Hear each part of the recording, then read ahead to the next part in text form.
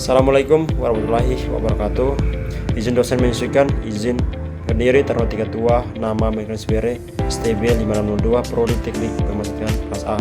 Izin Ibu, di sini saya akan memaparkan materi saya, yaitu kasus yang saya ambil, kasus tindak pidana perdagangan orang terhadap warga negara Indonesia yang dieksploitasi di Myanmar. Yang pertama ada deskripsi kasus. Satu gambaran umum kasus. Dalam beberapa tahun terakhir, Indonesia menghadapi peningkatan kasus tindak pidana perdagangan orang dengan modus perekrutan tenaga kerja ke luar negeri secara ilegal. Salah satu kasus yang mendapat perhatian luas adalah pengiriman warga negara Indonesia ke Myanmar melalui Thailand dengan janji pekerjaan bergaji tinggi sebagai customer service atau operator digital. Setelah tiba di lokasi, korban dipaksa bekerja pada sindikat penipuan daring atau online scam, mengalami penyekapan, kekerasan fisik, dan dieksploitasi. Kronologi kasus. Pelaku merekrut korban melalui media sosial dan aplikasi pesan instan dengan menawarkan gaji sebesar Rp15 juta sampai dengan 30 juta per bulan. Korban kemudian diberangkatkan menggunakan jalur tidak resmi melalui beberapa negara transit. Setelah tiba di Myanmar, paspor korban disita dan mereka dipaksa bekerja dalam jaringan penipuan online. Korban yang menolak bekerja mengalami intimidasi, penyiksaan, dan ancaman.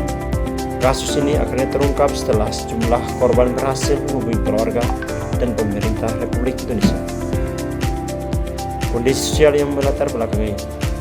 Beberapa faktor yang mendorong terjadinya kasusnya antara lain. Pertama adalah tingginya angka pengangguran. Kedua, rendahnya literasi digital masyarakat.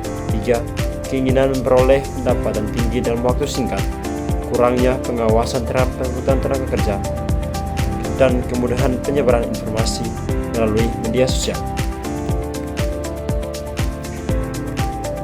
Analisis kriminologis. 1. Strain teori. Konsep utama menjelaskan bahwa kejahatan muncul ketika terdapat kesenjangan antara tujuan yang ingin dicapai individu dan sarana yang tersedia secara ilegal untuk mencapainya. Penerapan pada kasus. Pelaku TPPO memanfaatkan kondisi ekonomi masyarakat yang ingin memperoleh pekerjaan dengan penghasilan tinggi. Banyak korban mengalami tekanan ekonomi sehingga tergoda menerima tawaran kerja tanpa melakukan verifikasi yang memadai.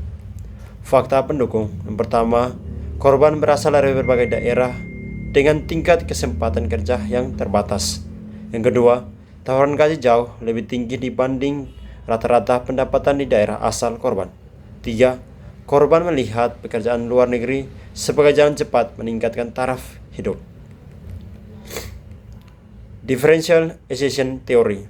Konsep utama teori ini menyatakan bahwa perilaku kriminal dipelajari melalui interaksi dengan kelompok yang telah memiliki nilai dan norma yang mendukung kejahatan. Penerapan pada kasus. Pada TPPO bekerja dalam jaringan terorganisasi yang melibatkan perekrutan, pengurus, dokumen, pengantar, dan pihak penerima di luar negeri. Anggota jaringan mempelajari teknik perekrutan, manipulasi korban, dan cara menghindari penegakan hukum dari sesama anggota kelompok. Fakta pendukung. Yang pertama, kejahatan dilakukan secara terorganisasi. 2. Terdapat pembagian tugas yang jelas dalam sindikat. 3. Memperoleh pengetahuan dan keterampilan kejahatan dari jaringan kriminal yang telah terbentuk. 3. Social control theory. Konsep utamanya yaitu seseorang akan cenderung melakukan pelanggaran hukum apabila ikatan sosialnya terhadap keluarga, masyarakat, sekolah, atau institusi sosial lainnya lemah. Penerapan pada kasus. Sebagian korban kurang memperoleh informasi dan pengawas dari lingkungan sosialnya mengenai risiko bekerja di luar negeri secara ilegal. Di sisi lain, lemahnya pengawasan terhadap aktivitas perekrutan juga membuka peluang bagi sindikat untuk beroperasi. Fakta pendukung. Korban mudah dipercaya terhadap tawaran pekerjaan tanpa verifikasi resmi. 2. Kurangnya pengawasan sosial terhadap proses perekrutan. 3. Rendahnya pemahaman masyarakat tentang prosedur migrasi dan yang ilegal. Berikutnya adalah evaluasi teori. Yang pertama, evaluasi teori untuk strain teori. Kelebihan yang pertama adalah mampu menjelaskan motivasi ekonomi korban dan pelaku. Kedua, relevan dengan kondisi sosial masyarakat yang menghadapi tekanan ekonomi. Kelemahan strain teori yaitu tidak menjelaskan secara rinci bagaimana kejahatan dipelajari dan dijalankan dalam organisasi kriminal. Kedua adalah teori differentiation theory. Kelebihannya adalah yang pertama, menjelaskan proses pembelajaran perilaku kriminal dalam jaringan TPPO. Yang kedua adalah menjelaskan mengapa kejahatan dapat berlangsung secara sistematis dan berulang. Kelemahannya yaitu kurang menjelaskan faktor ekonomi yang menjadi pemicu awal kejahatan. Tiga adalah social control theory. Kelebihan dari teori ini yaitu yang pertama, menjelaskan pentingnya peran keluarga, masyarakat, dan negara dalam mencegah kejahatan. Yang kedua, menunjukkan faktor lemahnya pengawasan sosial. Kelemahan dari teori ini yaitu tidak secara langsung menjelaskan motivasi ekonomi dan proses pembelajaran kriminal. Dari ketiga teori yang telah dipaparkan, di sini saya memilih teori yang paling mampu menjelaskan kasus. Menurut penulis, differentiation theory merupakan teori yang paling mampu menjelaskan kasus TPPO ini karena kejahatan dilakukan secara terorganisasi dan melibatkan proses pembelajaran kriminal antara anggota sindikat. Teori ini mampu menjelaskan bagaimana pelaku memperoleh pengetahuan, keterampilan, dan metode untuk merekrut serta mengeksploitasi korban secara sistematis.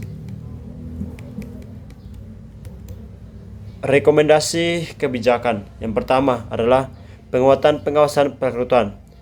Pemerintah perlu memperketat pengawasan terhadap agen penyalur tenaga kerja dan menindak tegas perekrutan ilegal. Yang kedua adalah peningkatan literasi digital. Masyarakat perlu diberikan edukasi mengenai modus penipuan kerja luar negeri melalui media sosial dan platform digital. Yang ketiga adalah kerjasama internasional. Pemerintah Indonesia perlu memperkuat kerjasama dengan negara tujuan dan negara transit dalam pemberantasan TPPO.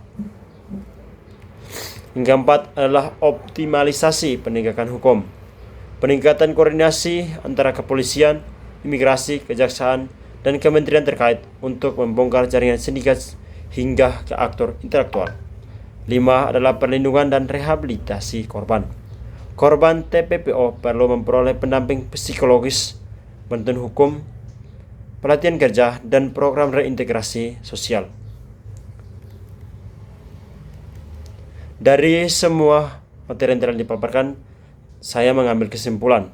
Kasus TPPO terhadap warga negara Indonesia yang dieksploitasi di Myanmar merupakan bentuk kejahatan transnasional yang kompleks dan melibatkan jaringan kriminal terorganisasi. Berdasarkan analisis menggunakan strain theory, differentiation theory, dan social control theory, diketahui bahwa faktor ekonomi, proses pembelajaran kriminal dalam jaringan sindikat, serta lemahnya pengawasan sosial kontribusi terhadap terjadinya kejahatan. Dari ketiga teori tersebut, differentiation theory paling mampu menjelaskan kasus karena menunjukkan bagaimana pelaku mempelajari dan menjalankan kejahatan secara terorganisasi. Oleh karena itu, supaya penanggulangan TPPO harus dilakukan melalui penguatan pengawasan, peningkatan literasi masyarakat, kerjasama internasional, penegakan hukum yang tegas, dan perlindungan korban secara komprehensif. Sekian dari pemaparan materi saya. Assalamualaikum warahmatullahi wabarakatuh.